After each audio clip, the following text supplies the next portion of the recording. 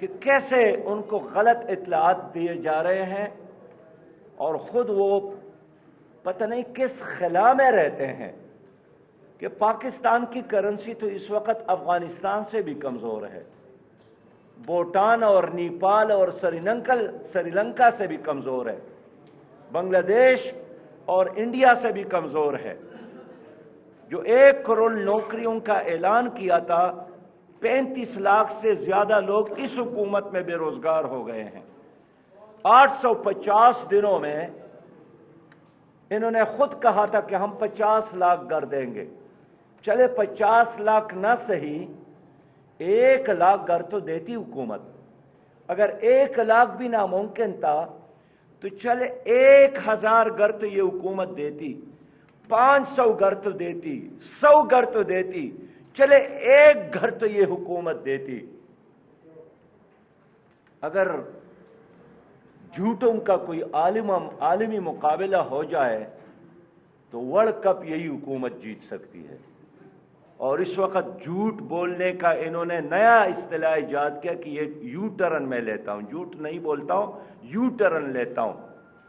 ایک ماڈرن اور جدید لفظ ہے جھوٹ کا، لیکن عمران خان نے عوام کو یہی کہا تھا کہ میں کبھی بھی جھوٹ عوام کے ساتھ نہیں بولوں گا۔ آج میں اس پریس کانفرنس کے ذریعے پوچھنا چاہتا ہوں کہ 850 دنوں میں وہ جو سچ اس نے بولا ہے وہ عوام کو بتائیں۔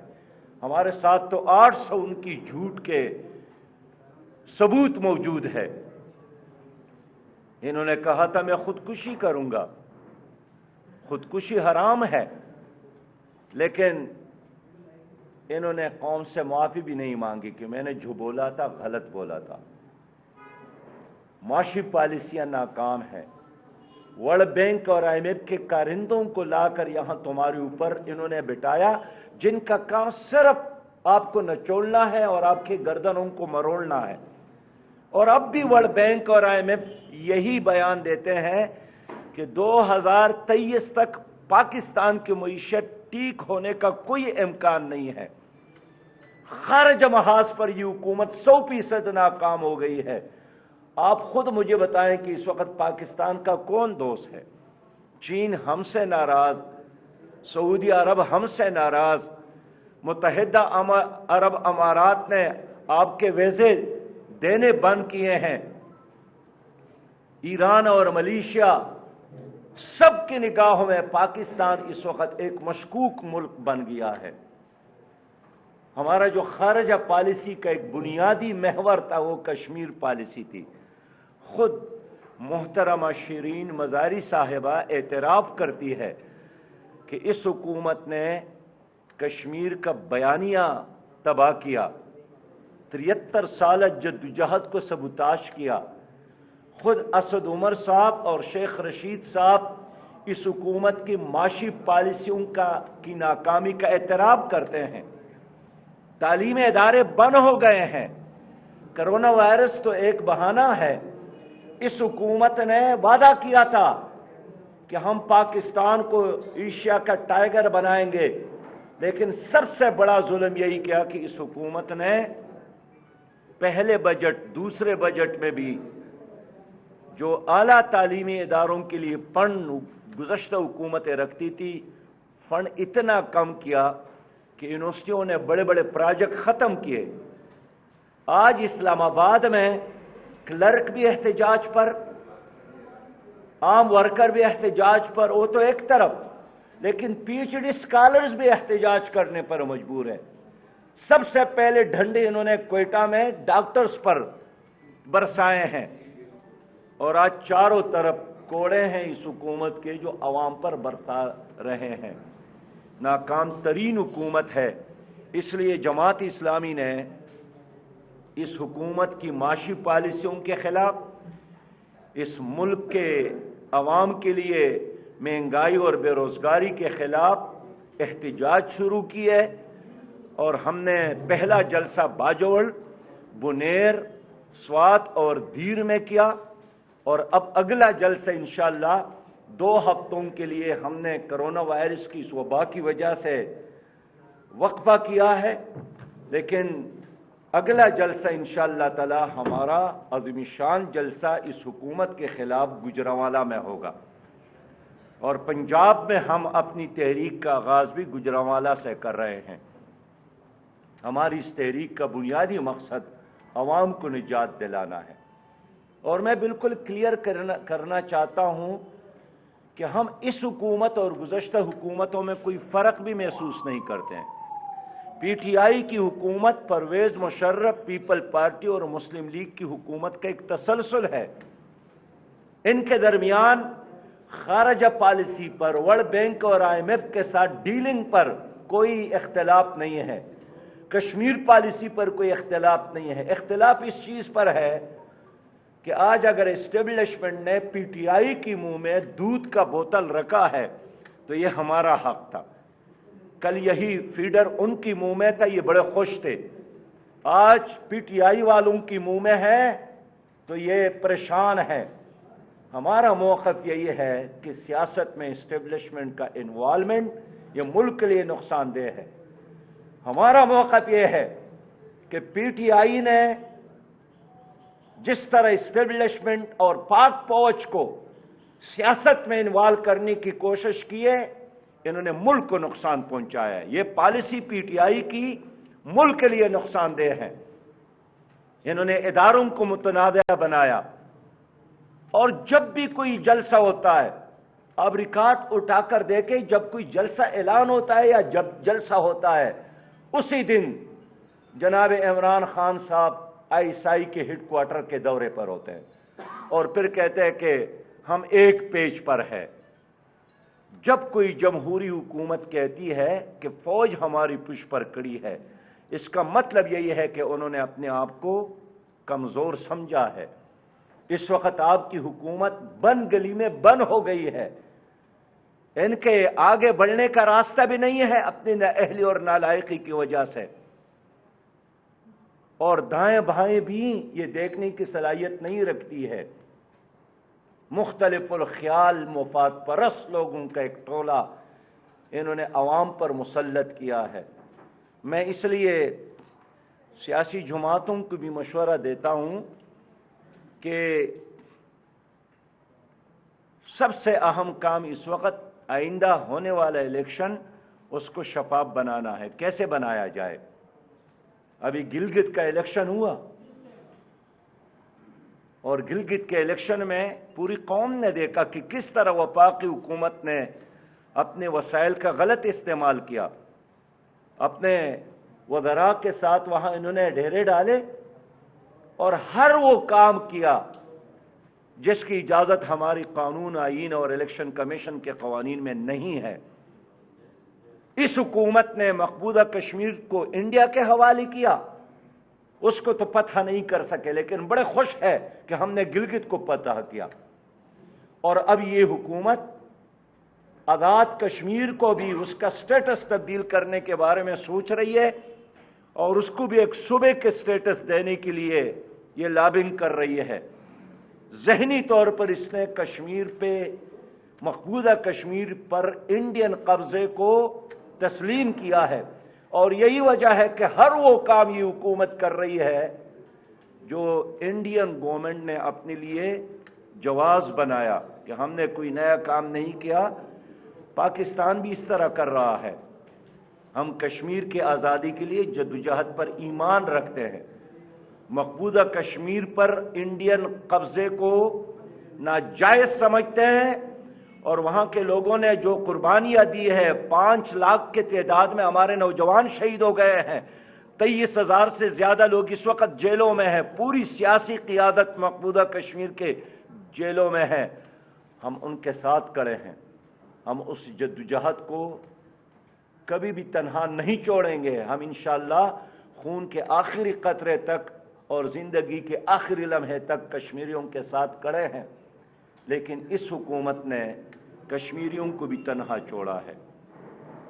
کرونا وائرس کا بہت واویلا یہ حکومت کر رہی ہے، لیکن شرم کی بات یہی ہے، افسوس کی بات یہی ہے کہ کرونا وائرس کے متاثرین کے لیے جو فنڈ باہر سے آیا ہے، اس حکومت نے وہ فنڈ، وہ پیسہ غریبوں کو دینے کی بجائے اس کو گورنمنٹ کے عمومی اخراجات میں ڈالا ہے، اور خود سینٹ میں اس حکومت نے جواب دی ہے کہ 87% کرونا وائرس کے وبا کے لیے باہر کے اداروں نے جو فنڈ دیا تھا 87% ہم نے وہ پیسہ حکومت کے جو جاری اخراجات ہے اس پر خرچ کر رہے ہیں۔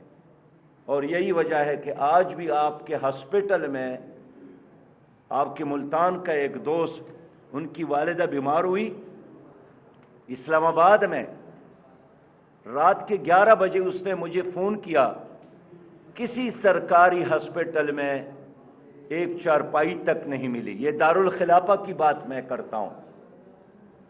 تو جناب عمران خان صاحب سے میں کہنا چاہتا ہوں کہ آپ کی تقریروں کا، بیانات اور اعلانات کا اب کوئی نوٹس بھی نہیں لیتا ہے۔ اب ایکشن کی ضرورت ہے جس میں آپ ناکام ثابت ہو رہے ہیں۔ آپ کے ساتھ وہ ٹیم نہیں ہے جو پاکستان کو آگے لے جائے۔ آپ نے تبدیلی کا نعرہ جو لگایا تھا، ہم پوچھتے ہیں کہ کون سی تبدیلی، تو یہ جواب دیتے ہیں کہ ہم نے تو 4 بار آئی جی پی تبدیل کیا، ایس پی کو تبدیل کیا، ڈپٹی کمشنر کو۔ تو کیا ایک تانیدار اور ایک ایس ایچ او کو تبدیل کرنا یہی اصل تبدیلی ہے؟ قوم کا بیڑا غرق کر دیا اس حکومت نے، ناقابل برداشت ہے اب اس کا رویہ۔ اور کہتے ہیں سکون آپ کو سب قبر میں ملے گا، کہتے ہیں گھبرانا نہیں، اور خود اتنا گھبراتا ہے کہ اگر یہاں چند ہزار لوگ ملتان میں بھی اکٹھے ہوتے ہیں تو وہ اکٹھ بھی وہ برداشت نہیں کر سکتے۔ لہذا میں آپ لوگوں کو یہ اطمینان دلاتا ہوں کہ جنوبی پنجاب کے لوگ اپنے آپ کو تنہا نہ سمجھے۔ جاگیرداروں کی سیاست نے اس علاقے کو تباہ کیا، کرب سرمایہ داروں کی سیاست نے اس علاقے کے عوام کو تباہ کیا، لیکن اب وقت آیا ہے کہ اس خطے کا نوجوان اور اس خطے کے عوام اٹھ کر جماعت اسلامی کے قدم کے ساتھ قدم ملا کر اپنے حقوق کے لیے جدوجہد کرے، اور پاکستان کو ایک صحیح معنوں میں ایک ویلفیئر پاکستان، ایک فلاحی پاکستان بنانے میں ہمارے ساتھ چلے انشاءاللہ۔ ہمارے ساتھ ایک منظم تنظیم ہے۔ آپ ملتان کے لوگوں نے دیکھا کہ کرونا وائرس میں جب لاک ڈاؤن یہاں پہ حکومت نے کیا تھا اور لوگ مر رہے تھے اور کوئی اس کا حال پوچھنے والا تک نہیں تھا، تو یہی جماعت اسلامی کے ورکر اور خدمت فاؤنڈیشن کے رضاکار تھے جو آپ کے گلیوں اور کوچوں میں آپ کے ساتھ موجود تھے۔ آپ صحابی حضرات اس کے گواہ ہیں۔ تو ہمارے ساتھ الحمدللہ دائیں بائیں ایک منظم جماعت ہے، ایک دیانتدار جماعت ہے، ایک باصلاحیت نوجوانوں کا ایک بہت بڑا جتھا ہمارے ساتھ موجود ہے۔ تو پاکستان کے عوام کو جو حقیقی تبدیلی کی ضرورت ہے، اس حقیقی تبدیلی کا لمبردار جماعت صرف جماعت اسلامی ہے۔ آپ سب کا بہت شکریہ۔ سوالات جی کل پی ڈی ایم کا جو جلسہ تھا اس میں مسلم کی جانب سے یہ کہا گیا کہ جماعت اسلامی نے جو جلسہ کیا اس کو اجازت کی جانب سے ملی، اس میں کوئی کورونا نہیں تھا، اور ہمارے جلسے میں جو ہے کورونا آ جاتا ہے، تو کیا یہ حقیقت ہے کہ دیکھیے میں آپ کی خدمت میں عرض کروں، ہم نے سوات میں جلسہ کیا، ہم نے دیر میں جلسہ کیا، اور اس علاقے میں کرونا وائرس کا جو وبا ہے اس کے متاثرین بہت کم ہیں، لیکن سوات میں ہم پر بھی پابندی لگی، اور ہم سے پہلے مسلم لیگ نے جلسہ کیا، اس پر بھی پابندی تھی۔ وہ بھی عدالت میں گئے، ان کو بھی عدالت نے جلسے کی اجازت دی، اور ہم بھی عدالت میں گئے، ہمیں بھی عدالت نے جلسہ کرنے کی اجازت دی۔ اس لیے اس کا کوئی اہمیت نہیں ہے۔ آج اگر یہاں پی ڈی ایم نے جلسہ کیا اور حکومت نے روڑے اٹکائیں، ہم نے اس کی مذمت کی۔ میں تو ہمیشہ سے یہی موقف رکھتا ہوں کہ یہ ہمارا آئینی اور جمہوری حق ہے، جلسہ مسلم لیگ کرے، پیپل پارٹی کرے، یا کوئی اور بھی کرے، جماعت اسلامی کرے، ہم اس پر کسی قسم کی قطعاً اور پابندیوں کو برداشت نہیں کرتے ہیں. ہمیشہ ہم جمہوریت کے ساتھ ہیں. لہٰذا سوات میں ان کو بھی عدالت نے اجازت دی اور ہمیں بھی عدالت نے اجازت دی. وہ بھی عدالت میں گئے, ہم بھی عدالت میں گئے. پی ڈی ایم جلسے کس کے کہنے پر ہو رہے ہیں؟ کوئی آؤٹ پٹ نکلے گا لگتا ہے؟ پی ڈی ایم اب تحریک بھی چلانا چاہتی ہے, جنوری میں جلسے بھی کر رہی ہے.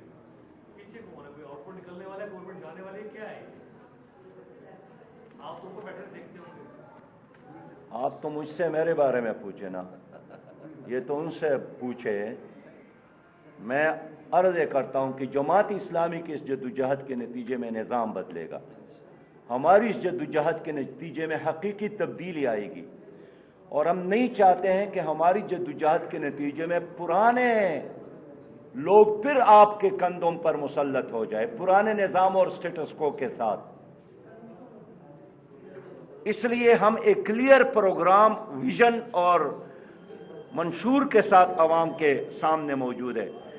کوئی ایک فرد کو چینج کرنا یہ عوام کا مسئلہ نہیں ہے. اصل میں اس نظام کو تبدیل کرنا یہ اصل میں عوام کا مسئلہ ہے. سراج الحق صاحب, آپ نے اپوزیشن کو, سیاسی جماعتیں ادھر دیکھیے گا سر, سیاسی جماعتوں کو آپ نے مشورہ دیا کہ اصل کام ہے اگلے الیکشنوں میں فری اینڈ فیئر الیکشن ہو, اس کے اوپر کام کیا جائے. آپ تمام سیاسی جماعتوں کو مشورہ تو دے رہے ہیں, تو پھر پی ڈی ایم میں شامل کیوں نہیں ہوئے؟ پی ڈی ایم میں شامل ہونے کا مطلب یہی ہے نا جی کہ میں دوبارہ پیپل پارٹی کو اور دوبارہ مسلم لیگ کو عوام پر مسلط کروں. لیکن ایک شفاف الیکشن میری بھی ضرورت ہے, اور ایک شفاف الیکشن پیپل پارٹی اور مسلم لیگ کی بھی ضرورت ہے, اور اس ملک کے ہر سیاسی ورکر کی ضرورت ہے. اس لیے میں چاہتا ہوں کہ ہم اس پر ایک ڈائیلاگ کریں اور ایک شفاف الیکشن کا طریقہ کار وضع کر کے حکومت کے گریبان میں ہاتھ ڈالے کہ اس طریقے کے مطابق الیکشن ہونا چاہیے. جو مروجہ طریقہ ہے اس میں تو یہی ہوتا ہے جو آپ نے گلگت میں دیکھا یا 2018 میں دیکھا. اچھا سر, شہباز شریف صاحب نے گرینڈ ڈائیلاگ کی بات کی ہے, آپ اس کی حمایت کرتے ہیں؟ تمام جماعتیں, تمام اسٹیک ہولڈرز بیٹھے ہیں. دیکھیے میں پھر بات کروں گا, گزشتہ دنوں سابق چیف آئی بی نے اعتراف کیا ہے کہ جنرل الیکشن میں مداخلت پہلی بار نہیں ہو رہا ہے, اور پھر اس نے یہ بھی کہا ہے کہ 1970 کے الیکشن میں بھی انٹیلیجنس اداروں نے یہی خبر دی تھی کہ مشرقی پاکستان میں جماعت اسلامی ایک بڑی تحریک اور ایک بڑی جماعت اور ایک بڑی قوت کے ساتھ ابھر رہی ہے اور الیکشن جیت رہی ہے. لیکن اداروں کی مداخلت کی وجہ سے جماعت اسلامی کی بجائے وہاں عوامی لیگ جیت گئی. اس کا مطلب یہی ہوا کہ ایک محب وطن جماعت جن کے ورکرز نے 10,000 کی تعداد میں پاکستان کو بچانے کے لیے خون کا نذرانہ دیا, دیدہ و دانستہ اور سازش کے ذریعے ان کو مشرق پاکستان میں حکومت میں آنے سے روکا اور عوامی لیگ کو موقع دیا, شیخ مجیب کو موقع دیا, جس کا نتیجہ یہی نکلا کہ بنگلہ دیش پاکستان بنگلہ دیش بن گیا. 92,000 فوج نے ڈھاکہ کے پلٹن میدان میں اسلحہ زمین پر رکھ کر اپنے آپ کو جنرل اروڑا کے حوالے کیا. پاکستان کا سبز ہلالی پرچم جلایا گیا اور پاکستان دو لخت ہو گیا. اس لیے میں چاہتا ہوں کہ آج اگر کوئی سب سے اہم مسئلہ ہے وہ ایک شفاف الیکشن کے انعقاد پر تمام سیاسی جماعتوں کا ایک متفقہ لاہ عمل ہے. جماعت اسلامی کے حوالے سے بات کریں تو وہ مرکز میں اتنی بڑی جو ہے وہ سیاسی جماعت بن کے نہیں ابھری. کارکنان ہیں, جلسے بھی ٹھیک ہوتے ہیں, باقی چیزیں بھی ہیں, لیکن جو انتخابی سیاست ہے اس میں پیچھے ہے. کیا حکمت عملی ہوگی کہ وہ بڑی جماعتوں میں جو ہے, یہ بڑی جماعت ہے نا جی, ایک طرف 11 جماعتیں ہیں, ایک طرف پی ٹی آئی ہے, حکومت ہے, اور ایک تیسرے آپشن اور چوائس کے طور پر میدان میں جماعت اسلامی موجود ہے.